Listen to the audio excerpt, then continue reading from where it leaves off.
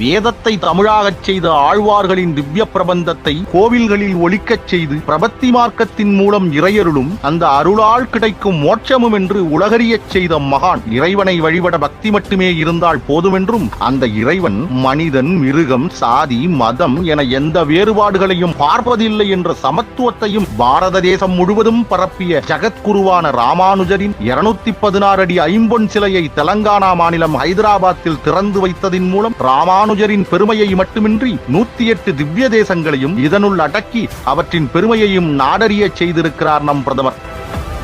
நம் பாரத தேசத்தின் கலாச்சார உணர்வுகளோடு கலந்தது கேதார்நாத். இந்தியாவின் எல்லா பகுதிகளிலும் இருந்து பல லட்சக்கணக்கான யாத்ரீகர்கள் வந்து போகிற புனித பூமி. தேவார பாடல்கள் திருக்கேதாரம் என விதந்தோதுகிற புண்ணிய பூமி. ஆனால் 2013ஆம் வருடம் வரலாறு காணாத பெருவெள்ளம் ஏற்பட்டது. தங்கள் வீடுகளையும் உடைமைகளையும் இழந்த மக்களின் நிலையை கண்டு பெரும் துயருற்ற நம் பாரத பிரதமர் நரேந்திர மோடி அன்று குஜராத் முதல்வராக இருந்தார். இந்த பெருவெள்ளத்தால் ஏற்பட்ட இழப்பிலிருந்து கேதார்நாத் மீண்டு வருமென தன் உள்ளுணர்வு சொல்வதாக மக்களுக்கு நம்பிக்கையூட்டினார். அதோடு நில்லாமல் பிரதமராகி அதை செய்தும் காட்டினார்.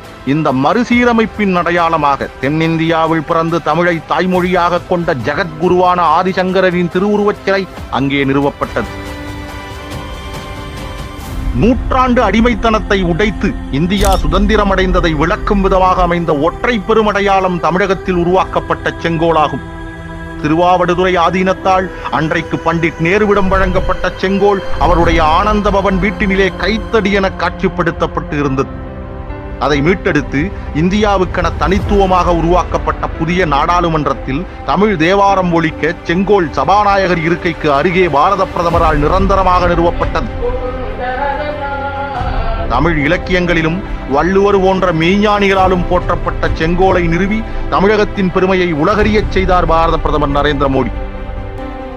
காசிக்கும் தமிழகத்திற்குமான பந்தம் மிக மிக ஆழமானது. காசிக்கும் தமிழகத்திற்குமான உறவின் முழு வீச்சை நமது மூதாதையர்களே உருவாக்கியுள்ளார்.